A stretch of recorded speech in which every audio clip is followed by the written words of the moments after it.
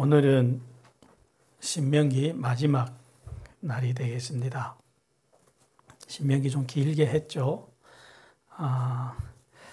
지금 하나님과 이스라엘 백성은 시내산에서 계약을 했어요. 성경에서는 이 약속, 이 계약을 언약이다 이렇게 해서 구약이다 이랬어요. 옛날에 맺은 약속이다라는 뜻이죠. 근데 하나님의 입장에서는 이걸 말씀으로 했지만 이스라엘 백성들은 이걸 말로 한 거 아니에요. 짐승의 피로 했다고요. 그래서 피로 약속을 맺었다 이 말은 무슨 말이냐면 어길 시에는 서로 생명을 내놓겠다라는 의미입니다. 그런데 이 약속인 내용이 이래요. 하나님이 이스라엘 백성들에게 이렇게 했거든요. 너희가 내 말을 잘 듣고 내 명령을 따를래? 했더니 이스라엘 백성들이 예, 그렇게 하겠습니다 했어요. 그래서 하나님이 그러면 내가 너희의 하나님이 되어주고 너희는 내 백성이 될 거야 하고 약속을 했어요. 그러면 이 약속은 조건이 있어요. 그냥 무조건 너희들이 어떻게 살든 난 상관없이 나는 너희의 하나님 되어주겠다는 약속이 아닙니다. 내 명령을 잘 듣고 나를 따를래 해서 이해했다고요. 그러면 하나님이 이들에게 요구한 명령과 말씀이 있을 거잖아요. 약속의 내용이라는 게 있을 거잖아요. 그 내용이 뭐냐? 우리가 오늘 신명기에서 보았던 율법이에요. 율법이에요. 그래서 그 율법들을 우리는 지난 10번의 예배 시간을 통해서 쭉 다 둘러봤어요. 배웠어요. 그래서 이 약속들을 다 그 모세 선지자를 통해서 이들이 들은 다음에 약속을 했으니까 그 다음에 도장을 찍어요. 우리도 서로 계약을 할 때면 마지막에 약속의 내용을 다 쓴 다음에 도장을 찍잖아요. 그 순간부터 그 약속은 효력을 발생하잖아요. 그렇게 도장을 찍는데 하나님은 이렇게 사이즈가 커요. 그래서 도장을 뭘로 찍냐면요. 이렇게 말씀을 합니다. 내가 오늘날 천지를 불러서 너희에게 증거를 삼노라. 자, 이 약속의 증거자가 누구라고요? 하늘과 땅이에요. 하늘과 땅이 이 약속의 증인들이 됐어요.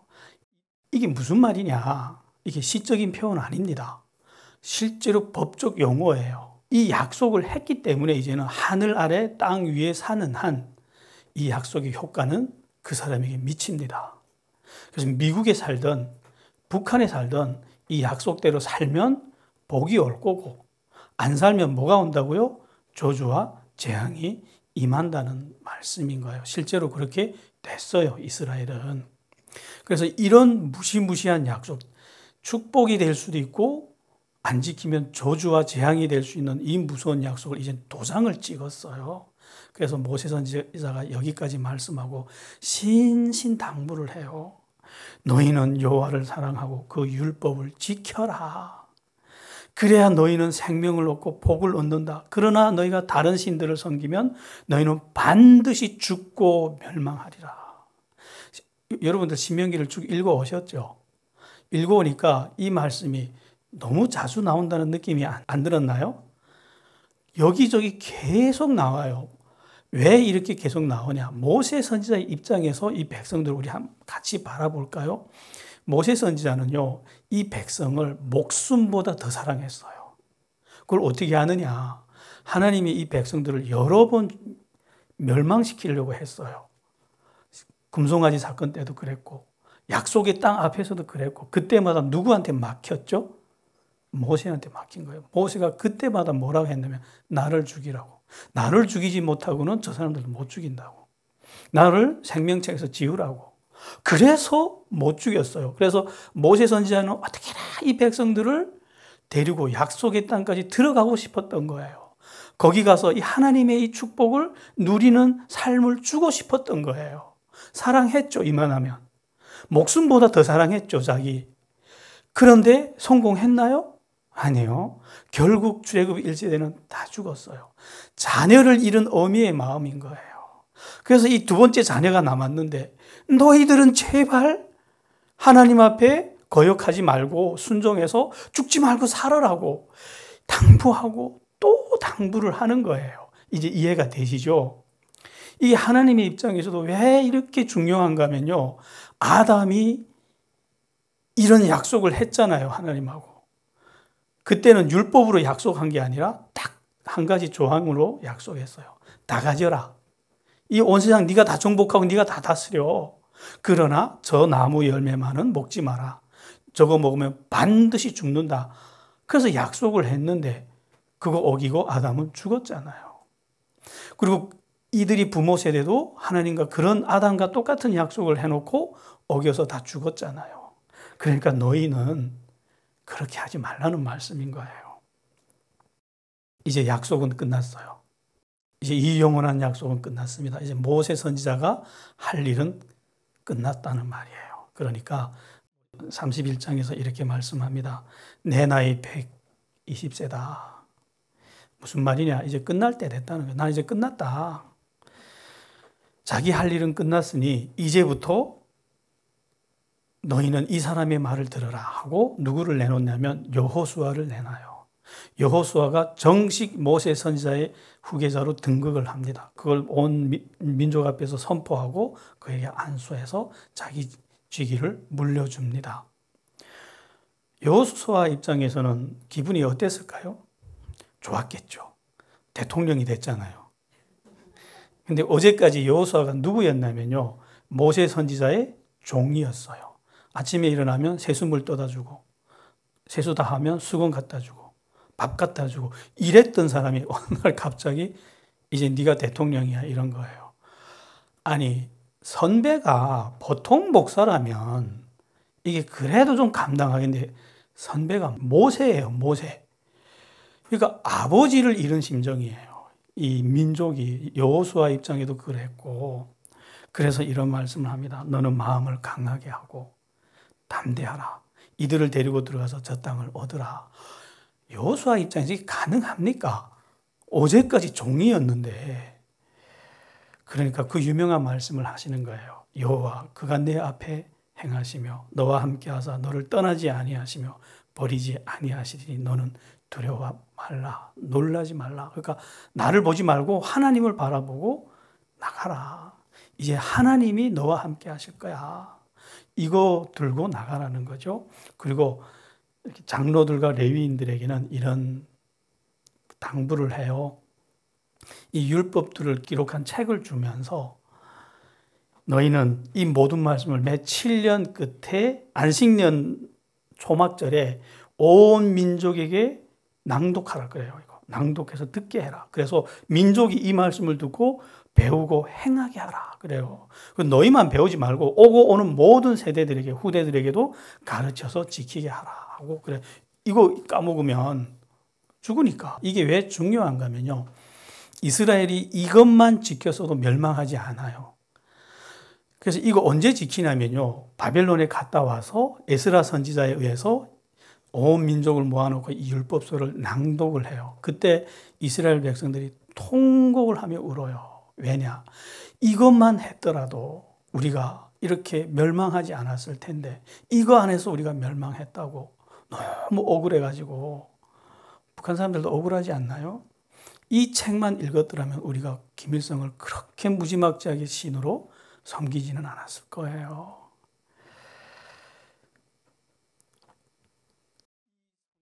이 율법을 읽게 하고 가르치면요. 어떤 일이 일어나냐면요. 아, 여호와를 경외하는 것이 이런 거구나 하는 걸 배우게 돼요. 율법에는 그런 힘이 있습니다. 만약 이거를 안 가르치고 율법을 안 가르치면요. 여러분들이 경건과 경외를 어떤 식으로 해석을 할 수밖에 없냐면 사람은 못 배우면요. 보는 대로 판단을 해요. 눈에 보이는 대로. 그러면 이렇게 판단할 거예요. 아, 예배 시간 지각 안 하고 잘 참가하고 헌금 많이 하고 그리고 밥 먹을 때 식기도 꼬박꼬박 하고 새벽기도 열심히 나오고 아 이러면 내가 경건하구나 이렇게 착각한다고요. 그런 거는 하는데 집에 가서 마누라 두들겨 패고 직장 가서는 사기치고 직원들 월급 안 주고 그리고 이웃과는 약속하고 신뢰를 안 지키고 그리고 막 바람 피고 이러면서도 자기가 경건한 줄 안다고요. 왜? 이거를 안 가르치면. 그래서 이 율법을 듣게 되면 우리의 삶이 보여요. 아, 내가 이 정도로 타락했구나. 이렇게 살면 안 되겠구나. 이런 걸 몰라서 사람이 타락을 한다고요. 오늘날 한국교회는 더 이상 숫자가 의미 없어요. 한 줌 모여도 정말로 그렇게 살아서 하나님의 자녀의 빛을 보여주는 그런 교회가 지금 필요합니다. 그래서 성경은 읽기만 하면요, 아무 의미도 없어요. 행할 때 그 복을 받아요. 이게 얼마나 중요한 문제냐면요, 예수님이 이렇게 말씀했습니다. 하늘에서 가져온 그 보물 같은 말씀들을, 교훈들을 다 이렇게 준 다음에 마지막에 뭐라고 말씀했냐면 이것을 듣고 행하는 자가 지혜로운 자다. 행하지 않으면 그는 어리석은 자다고. 마치 이건 호주머니에 보석 넣고 굶어 죽는 거하고 똑같아요. 보석이 있으면 뭐합니까, 호주머니에. 그거 꺼내서 사 먹지를 않는데, 행하지 않는데. 그래서 우리가 만약 행하게 되면 어떤 일이 일어나냐면, 지금 많은 사람들이 제가 한국에 왔더니 성령 충만을 이렇게 이해를 하더라고요. 막 부흥 집회를 했더니 막 이렇게 감동이 오고 감정적인 충만이 오고 막 이것이 성령 충만인 줄 알죠. 예, 맞아요. 이거 성령 충만 맞아요. 근데 이거는 성령 충만의 한 종류일 뿐이에요. 이것이 전부는 아니에요. 이런 식으로 들어오는 성령 충만은요, 반드시 지나갑니다. 얼마나 빨리 지나가냐면요, 집회에서 눈물, 콧물 다 흘리던 사람들이 집회장을 빠져나오면 신발 신다가 서로 싸워요. 신경질 부리고. 그 정도로 빨리 지나가요, 이거는. 그런데 우리가 말씀을 행할 때 어떤 현상이 일어나냐면요, 행해본 사람만이 알아요. 세상 지식은 머리 좋은 사람들이 대학교 가서 이해하는 방식으로 깨닫지만 하나님의 말씀은요, 머리하고 상관없어요. 아이 같은 마음으로, 몸으로 그렇게 살 때, 그때, 아, 이래서 이렇게 살라 했구나 하고 이해가 돼요. 마음의 깨달음으로 임한다고요. 머리에 임하는 게 아니라 어디에요? 마음에 임한다고요. 마음에. 그러면 이렇게 깨달은 마음을 얻은 사람이 그 말씀대로 따라갈까요? 반대로 갈까요? 따라가죠. 그렇게 우리가 말씀 하나를 지켜보고, 야, 너무 좋다. 이렇게 존귀하구나. 이렇게 인간의 존엄이 있어지고 축복이 따라오는구나. 너 좋고 나 좋구나. 그러면 또 다른 말씀을 해보고 또 다른 말씀을 해보다 보면 이 마음 안에, 우리 마음 안에는 가득한 깨달음. 이게 성령 충만이에요. 그리고 그 말씀대로 살잖아요. 그런데 이런 쪽의 성령 충만은 좀 어려워요. 해야 되니까. 믿져야 되고, 손해봐야 되고, 내가 내 자존심을 꺾어야 되고, 이건 죽어도 싫은 거예요. 그냥 가만히 앉아서 노래만 부를 때 충만이 오기를 기대를 합니다. 어려울걸요, 그거? 이 율법책은 너무 소중해요. 잃어버리면 안 돼요. 이거 잃어버리면 민족의 운명이 날아가요. 그래서 이걸 언약궤 옆에다 둬요. 언약궤는 하나님이 보호하시니까 그보다 더 안전한 것은 없잖아요. 그러면서 모세 선지자가 예언을 해요. 너희가 말세에 재앙을 당할 거야.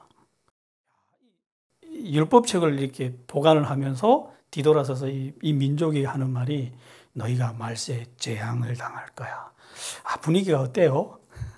참 분위기가 아니죠. 근데 모세 선지자가 왜 이렇게 말씀을 하느냐? 실제로 모세 선지자의 이 예언대로 이들은 정말 마지막까지 재앙을 당한 민족이에요. 수천 년 후 이들이 있을 일을 내다본 거예요. 어떻게 알았느냐? 모세 선지자가 이렇게 말씀합니다. 뭐 신령하게 기도했더니 하나님이 주신 게 아니고, 내가 너희와 살아 있을 때도, 내가 살아서 너희하고 같이 살 때도 너희가 이렇게 패역해가지고 순간순간 말을 안 들었는데 내가 너희를 잘 알아. 이 목이 곧은 백성이야. 너희는 패역하고. 근데 내가 죽으면 안 봐도 뻔하잖아요. 그러면 이 율법의 약속이 그렇게 돼 있잖아요. 너희는 멸망한다고. 그러니까 그거 보고 이렇게 말을 한 거예요. 그래서 실제로 그렇게 됐습니다. 우리가 변하지 않는 진리를 알게 되면요, 세상에 아무리 형태를 바꿔도 갑자기 인터넷 시대가 오고 VR 시대라고 하나요? 가상세계가 막 들어오고 그래도 진리는 변하지 않아요. 우리는 내일을 내다볼 수 있습니다. 32장 넘어갈게요. 32장은 모세 선지자가 생애 마지막에 불렀던 노래예요. 이분이 처음에 하나님 만났을 때는요, 말을 진짜 못했어요. 하나님이 인정할 정도예요. 그래서 좋다, 네 혀가 뻣뻣하니까 너 대신 아론을 쓸게, 이럴 정도였거든요. 하나님이 인정할 정도니까. 근데 마지막에 노래를 부르는 거 보면요, 와, 이런 웅변가가 어딨냐 싶을 정도로 엄청 말을 잘해요. 사람이 왜 이렇게 변했냐, 이 사람을 이렇게 변화시킨 것은 이스라엘 백성들이었어요. 하도 말을 안 듣고 하도 석석인이고 어디 돌에 막 맞아, 몰매까지 맞아요.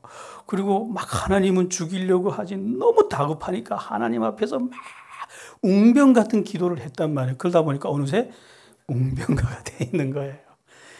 야, 그런데 이 모세의 노래를 제가 설교 준비하면서 이렇게 보다가 야, 정말 막 눈물 흘렸어요. 너무 웅장하고 아름다워요. 이게 모세가 그냥 이렇게 한 맺힌 자기 인생을 한탄한 게 아니고요, 하나님이 모세 선지자의 입을 통해서 이 민족의 한평생을 그림으로 그려놨어요. 시작부터 끝까지 이 민족이 어떤 길을 걷는다는 걸 예언을 쭉 했어요. 그걸 얼마나 시적으로 웅장하게 잘 묘사했는지. 근데 거기 보면 하나님에 대해서 1인칭으로 나와요. 그러면 이게 모세의 노래예요? 하나님의 노래예요?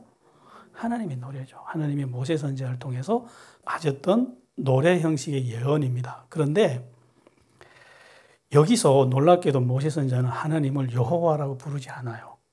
그는 반석이시니, 우리와 함께 하신 반석이 너희는 경배하라, 계속 반석이래요. 왜 이러냐? 자기들과 함께 했던 그 반석이 하나님이었다는 것을, 또 하나님이 영원히 이 반석의 형상으로 이들과 함께 한다는 걸 모세 선지자가 안 믿었다가 그것 때문에 약속의 땅 못 들어가잖아요. 그것 때문에 너무 혼나가지고 그 후에 이렇게 깨달은 거예요. 아, 하나님은 반석이구나 하고, 하나님은 반석이시니 하고 이렇게 노래를 합니다. 이 노래 내용을 간략하게 한번 봅시다. 처음 구절이 이래요. 구조가 하나님은 이 백성에게 이 세상이 알지 못하는 놀라운 법을 주셨어요. 하늘에서 내려온 법을 주셨어요. 그리고 또 하나님의 그 놀라운 역사들을 다 보여줬습니다. 다시는 행하지 않을 거대한 역사들을 다 보여줬어요. 그거를 이렇게 노래를 하는 거예요. 하늘이여 귀를 기울이라, 내가 말하리라, 땅은 내 입의 말을 들을지어다. 아니, 약속을 이스라엘 백성하고 했잖아요. 그럼 이스라엘 백성이여 들으라 이래야 되는 거 아니에요? 근데 누구 보고 들으라는 거죠? 하늘이여 들으라, 땅이여 들으라. 왜죠? 이들이 증인이잖아요. 이제는 이들이 증인이기 때문에. 그러면서 뭐라고 말씀하냐면 내 교훈은 비처럼 내리고 내 말은 이슬처럼 맺히나니 연한 풀 위에 가는 비 같고 채소 위에 단비 같도다. 그는 반석이시니 그가 하신 일이 완전하고 그의 모든 길이 정의롭고 진실하고 거짓이 없으신 하나님이시니 공의로우시고 바르시도다. 이런 일을 이스라엘 백성들에게 해주신 거예요. 애굽에서. 그리고 여기 오기까지, 이 시점에 오기까지. 그런데 이스라엘은 이 하나님을 사랑하지도 않고 따르지도 않고 늘 반역하고 불순종했어요. 그걸 이렇게 노래를 합니다. 그들이 여호와를 향하여 악을 행하니 하나님의 자녀가 아니요 흠이 있고 삐뚤어진 세대로다. 어리석고 지혜 없는 백성아, 여호와께 이같이 보답하느냐? 그는 내 아버지시요 너를 지으신 이가 아니시냐?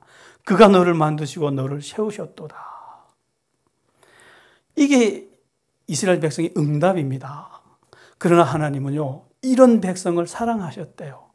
어떻게 사랑했느냐? 이렇게 노래를 합니다. 여기서부터는 쭉 예언이거든요. 앞으로 이후에 하나님이 어떻게 이들을 사랑하시는지. 여호와의 분깃은 자기 백성이라 야곱은 그가 택하신 기업이로다. 여호와께서 그를 항무지에서 짐승이 부르짖는 광야에서 만나시고 호위하시며 보호하시며 자기의 눈동자같이 지키셨도다. 마치 독수리가 자기의 보금자리를 어지럽게 하며 자기 새끼 위에 너풀거리며 그의 날개를 펴서 새끼를 받으며 그의 날개 위에 그것을 엎는 것 같이 여호와께서 홀로 그를 인도하셨고 그와 함께한 다른 신이 없었도다. 이게 무슨 소리냐면요, 독수리 새끼 위에 너풀거리며, 이게 무슨 말이냐면요, 독수리가 자기 새끼를 이렇게 키워요. 높은 벼랑 끝에다 둥지를 틀어놓고 그 새끼를 이렇게 막 해서 이렇게 둥지 밖으로 쫓아내요. 그래서 뚝 떨궈버려요. 그럼 새끼가 막 떨어지는데 밑에 가서 독수리가 낚아채듯이 자기 등에 받아내요. 그리고 올라갔다가 또 떨구고. 하나님이 지금 이스라엘 백성들을 이렇게 키우신다는 거예요. 이게 하나님의 사랑이에요. 그냥 물고 빨고 오냐 이것만, 이런 식의 사랑하는 게 아니라 강한 왕 같은 독수리로 만들려고. 그래야 나는 법을 가르칠 수 있으니까 이걸 시적으로 표현한 거예요. 정말 아름답지 않나요? 이게 제가 한글로 이렇게 표현해서 진짜 멋없어요. 이거 히브리어 그대로 하면 그러니까 음운이 올라가고 내려가고 이게 다 꼭꼭 맞아요. 그래서 진짜 아름답습니다. 이게 저희가 이 히브리어 공부할 때 이거 가지고 히브리 교수님이 이렇게 해석해 줬거든요. 야, 그때 우리가 감탄을 했어요. 그 아름다움에, 그 웅장함에. 히브리어가 이렇게 3,500년 전의 언어가 이렇게 정교하고 아름다울 수가 있냐. 하나님은 이렇게 독수리가 자기 새끼를 거두듯이 이 백성을 홀로, 다른 신은 없었도다, 홀로 거두셨는데, 이런 하나님을 향해 이스라엘 자손들은 계속해서 악을 행하고 또 행했어요. 이것이 이스라엘의 역사입니다. 우리가 그걸 봤잖아요. 이것을 이렇게 예언하면서 노래를 해요. 그런데 여수론이 기름짐에 발로 찼도다. 내가 살찌고 비대하고 윤택함에 자기를 지으신 하나님을 버리고 자기를 구원하신 반석을 업신 여겼도다. 이게 이스라엘의 응답이에요. 그들은 하나님께 제사하지 아니하고 귀신들에게 하였나니 곧 그들이 알지 못하던 신들, 근래에 들어온 새로운 신들, 너희의 조상들이 두려워하지 아니하던 것들이로다. 이스라엘 백성들이 이렇게 앞으로 산다는 거예요. 예언을 노래로 한 거죠. 그러면 여기에 대한 응답이 하나님이 어떻게 약속했죠? 저주와 재앙을 내리겠다고 율법이 그렇게 약속을 했잖아요. 그래서 또 이렇게 이들이 어떻게 되는지를 이렇게 노래를 해요. 그러므로 내 분노의 불이 일어나서 수월의 깊은 곳까지 불사르며 땅과 그 소산을 삼키며 산들의 토도 불타게 하는도다. 이스라엘은 결국 멸망을 당하잖아요. 2번씩이나 멸망당했잖아요. 이게 앞으로 이스라엘이 걸어가게 될 역사예요. 시작이고 걸어가게 될 과거의 미래를 모세 선지자를 통해서 쭉 다 보여줬습니다. 해피엔딩인가요? 아니, 하나님이면 자, 이렇게 해서 그들은 행복했습니다. 이렇게 해야 멋있고 우리가 따를만 하지 않나요? 근데 너무 안 좋은 거예요, 그림이. 그러면 이런 그림을 왜 보여주셨냐? 미리 모세 선지자의 이 노래를 통해서 이 말씀을 하려고. 우리 같이 읽어볼까요? 32장 39절부터 41절까지. 이제는 나 곧 내가 그인 줄 알라. 나 외에는 신이 없도다. 나는 죽이기도 하며 살리기도 하며 상하게도 하며 낫게도 하나니 내 손에서 능히 빼앗을 자가 없도다. 이는 내가 하늘을 향하여 내 손을 들고 말하기를 내가 영원히 살리라 하였노라. 내가 내 번쩍이는 칼을 갈며 내 정의를 붙들고 내 대적들에게 복수하며 나를 미워하는 자들에게 할 것이라. 아멘. 여기까지. 이게 나라는 거예요. 나는 이런 신이야 하고 이걸 보여주려고, 이 말씀을 하려고. 이제는 나 곧 내가 그인 줄 알라. 이게 무슨 말씀이냐? 모세 선지자가 처음 만났을 때 이름이 뭡니까 했더니 하나님 뭐라 했죠? 나는 나다. 그 스스로 있는 자라는 우리 한글 성경에서 의역을 한 거예요. 원문 그대로 보면 나는 나다 이랬잖아요. 그 말씀이에요. 이게 나야. 이게 너희가 알고 있는 여호와야.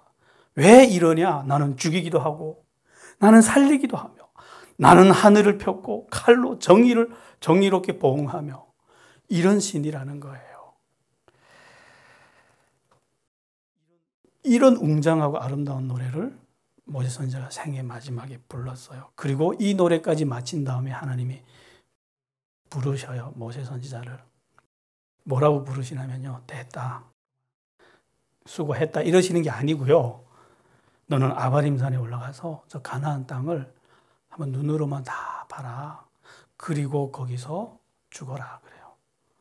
근데 그 이유를 이렇게 설명합니다. 이는 너희가 무리바 물가에서 내게 범죄하였기 때문이다. 지금 하나님은 모세가 죽는 순간까지도 무리바 물가에서 그 범죄를 지금 잊지 않는 거예요.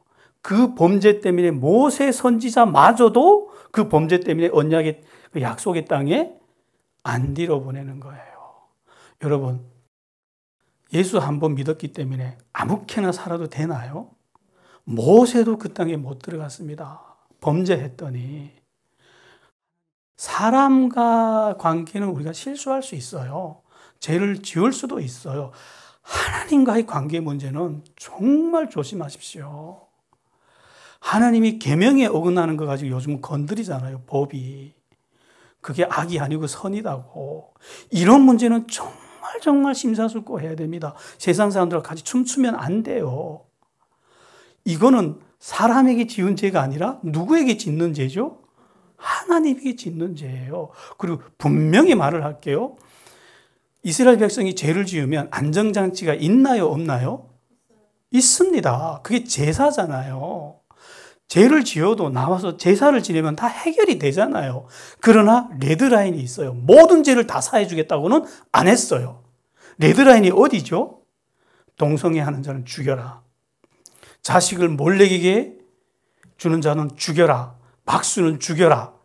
이런 거는 레드라인이라는 거예요.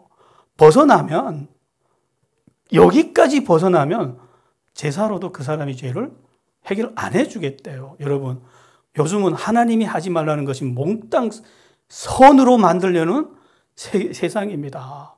이거 동조하지 마세요, 여러분들. 33장부터는 모세 선지자가 이제 마지막으로 죽으러 가야 되기 때문에 온 이스라엘 지파를 하나씩 축복을 해요. 그런데 한 지파 한 지파 축복을 하는데 시므온 지파만은 빠져 있어요.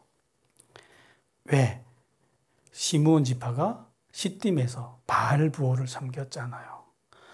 그때 시므온 지파가 그 짓 하는 바람에 지파 반이 날아갔어요. 그래서 인구 통계를 보면 다른 지파들은 다 5만에서 6만 사이인데 시므온 지파만은 2만 5천 명밖에 안 돼요. 그리고 여기서도 축복도 안 하고 지나가 버려요. 그리고 마지막 죽기 전에 산으로 올라가면서 이제 마지막으로 했던 말 같이 읽어볼까요? 모세 선지자가 죽기 전에 도대체 무슨 말을 했는지 같이 읽어볼까요? 33장 29절. 이스라엘이여 너는 행복한 사람이로다. 여호와의 구원을 너같이 얻은 백성이 누구냐? 그는 너를 돕는 방패시요 내 영광의 칼이시로다. 내 대적이 내게 복종하리니 내가 그들의 높은 곳을 밟으시로다. 아멘. 야, 이스라엘이여 너는 행복한 사람이로다. 너같이 하나님의 구원을 얻은 민족이 어디 있느냐? 정말 그렇잖아요. 이런 거대한 구원의 역사를 경험한 민족이 어디 있느냐? 너는 행복자로다. 이러고 걸어 올라가요. 그리고 죽었어요. 근데 이스라엘 백성들이 이 모세 선지자를 장사 지내려고 올라가서 그렇게 찾았는데 시체가 없는 거예요. 그래서 역사의 미스터리였어요. 모세 선지자 승천했나? 근데 죽는다 하셨으니 그건 아닌 거고 했는데 유다서에서 그게 나오잖아요. 모세 선지자가 죽으니까 천사가 가지러 왔는데 마귀도 가지러 온 거예요.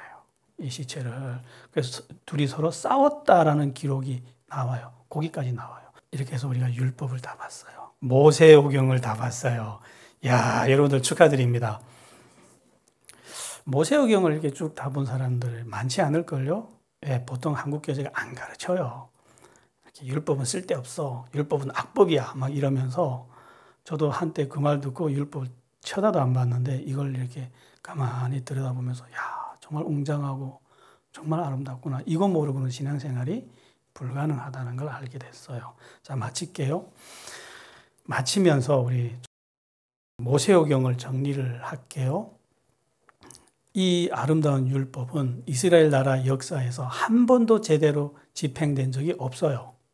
그래서 역사학자들이, 사회학자들이 이 율법을 아주 시뮬레이션 해봤어요. 과연 이 법대로 작동이 된다면 어떤 나라가 나타나지?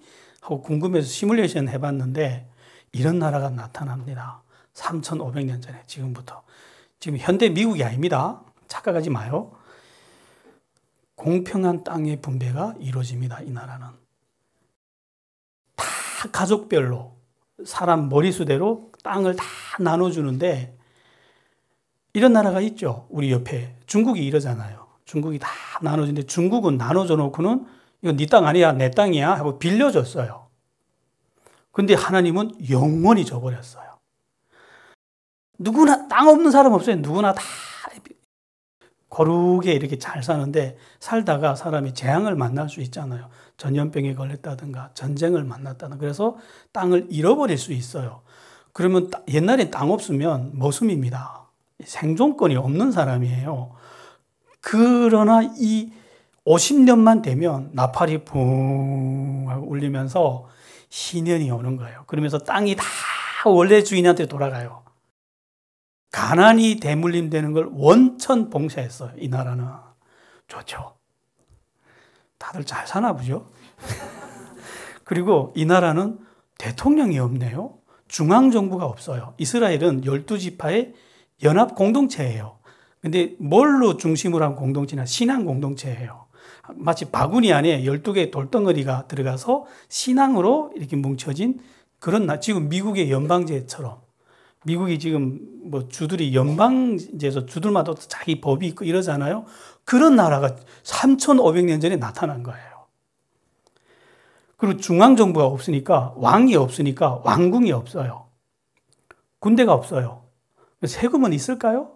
왕이 없는데 뭔 세금이 있어요? 고대 시기의 모든 그 정치 유형은 왕을 정점으로 한 피라미드 구조였거든요. 이걸 유지하려면 막대한 돈이 필요합니다. 그래서 고대 시기 모든 나라들이 보면 대체로 세금이 70에서 75% 사이예요. 여러분 세금 안 내죠? 낼 돈 있어야 내죠. 근데 여러분들 아직 가난해서 안 내서 모르는데 좀만 부자 돼봐요. 이 나라가 세금 얼마나 뜯어가는지. 기본 40%를 떼가고 거기에다 또 소비하면 소비세 10% 떼가고 또 뭐 좋은 거 사면 좋은 거 샀다고 또 떼가고 팔면 판다고 떼가고. 지금 세상이 좋아져서 가난한 사람들 안 받는데 고대 시기는 무조건 70에서 80%를 떼갔다고요. 근데 이 나라는 그거 없어요. 좋죠. 그리고 휴식이 있는 나라예요. 토요일마다 쉬어야 되고 그리고 절기 때마다 쉬어야 돼서 1년 중 75일을 쉽니다. 한국이 지금 며칠 쉬는지 아세요? 대충 이 정도 돼요. 지금 한국의 노동복지하고 똑같아요. 거기다가 7년이면 1년을 통째로 쉬어요. 결혼하면 1년을 통째로 군대도 못 나가게 해요. 남자고 여자고. 노동복지는요, 지금 현대 한국 사회보다 앞섰어요. 교육제도는요, 인구 대 교사 비율이 12대 1입니다. 한국이 요즘 70대 1인가 이렇게 가거든요. 이 교육에 미쳐버린 나라가. 교육 선진국인데도 70대 1이에요, 지금. 근데 이 나라는 12대 1이고 평생 무료 교육입니다. 그리고 이 놀라운 율법을 평생 무료로 가르쳐요. 현 시대가 인류에게 가져다 준 가장 큰 혜택이 뭐냐면 의무 교육 제도입니다. 지금 교육에 목숨을 걸잖아요. 근데 야, 교육이 이렇게 좋은 거구나 하고 눈을 뜬 지가 200년이 안 됩니다, 인류가. 근데 몇 년 전에 이런 제도를 만들었다고요? 3,500년 전에. 빈부의 격차가 없어요, 이 나라는. 50년만 되면 다 수평으로 돌아가니까. 그래서 이렇게 놀라운 법을 주시면서 하나님이 뭐라고 했냐면 가나안 땅을 주면서 이렇게 말씀했어요. 너희는 세상을 구원하는 나라가 되라. 세상을 지배하며 다스리는 나라가 되라 했어. 근데 가나안 땅 제가 가봤거든요. 한국에서 살던 사람의 눈에는 저 가나안 땅이 절대로 좋은 땅 아닙니다. 오히려 황무지 같은 나라예요. 근데 그런 땅을 주면서 옆에 메소포타미아 있고 애국 같은 나라가 있는데 다스리래요. 말이 됩니까? 그것도 크기도 안 졌어요. 쪼맨하게 강원도만하게. 그 힘이 땅에서 나오는 게 아니라 율법에서 나오기 때문에 하나님이 율법을 주시면서 너희는 이런 나라가 되라고 했습니다. 그런데 유대인들은 이 법을 읽지도 않았어요. 몇 년 동안. 1500년 동안. 읽어도 안 봤어요. 그래서 그들은 두 번씩이나 멸망당하는 아픈 역사를 가지게 됩니다. 자, 이 엄청난 법을 유대인들에게만 줬나요? 우리에게도 줬어요. 저는 처음에 북한에서 탈북해서 하나님 만났더니 내 이제부터 너를 하나님의 아들이라는 자격을 줄 거야 이래서 그것도 쓰는데 관심이 없었어요. 지금 난 당장 먹을 게 급한 사람한테 새로운 신분을 준대요. 이게 얼마나 큰 건지 몰랐어요. 신분을 준다는 말이 이런 거예요. 한국에 오면 우리가 탈북자들이 한국에 오면 신분을 주잖아요. 신분증을. 이 신분을 준다는 말은요. 기회를 준다는 말이에요. 그래서 어떤 사람은 이 신분을 가지고 한국에서 열심히 일해서 이 자유롭고 인간을 사랑하는 나라에서 열심히 일해서 정말 아름다운 삶을 사는 사람도 있고 아니면 대출을 왕창 받아가지고 북한으로 도망가서 다시 거기서 사는 사람도 있고 이게 신분이에요. 그러니까 하나님이 자녀란 신분을 줬다는 말은 뭐냐면 너는 이제 하나님처럼 살 수도 있고 짐승처럼 살 수도 있어. 누가 선택한다고요? 네가 선택해. 이런 기회를 줬다는 거예요. 예수 안 믿는 사람들은 이 기회조차 없어요. 그러니 열심히 그냥 육신으로 살다가 그냥 그렇게 끝나야만 하는 인생을 갇혀져 있는데 우리에게는 이런 기회가 와서 이게 신앙생활입니다, 여러분들. 그냥 내가 오늘 적당히 교회 다니니까 예수님 찬양해 줬으니까 죽으면 천국 데려가겠지. 그런 신앙생활 없어요. 기대하지 마요. 그렇게 살다가는 하나님 앞에 서면 이런 말씀을 들을 가능성이 커요. 난 널 모르겠다. 난 네가 누구지 도무지 모르겠다. 왜? 하나님이 기억력이 없는 게 아니라 하나님은 누구만 기억하냐면 자기 자녀들밖에 기억 안 해요. 그분은. 그래서 모른다 할 수도 있어요.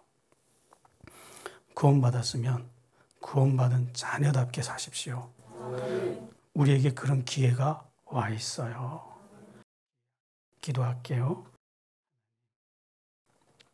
우리에게 주신 놀라운 이 은혜가 큽니다. 아직은 시작이라서 이것이 얼마나 영원하고 아름다운 축복인지 우린 나는 몰라요. 그러나 우리가 이 신분 안에서, 새로운 신분 안에서 하나님을 사랑하면서 살아갈 때 이 영원한 축복들을 만나게 하여 주시옵소서. 예수님 이름으로 기도했습니다.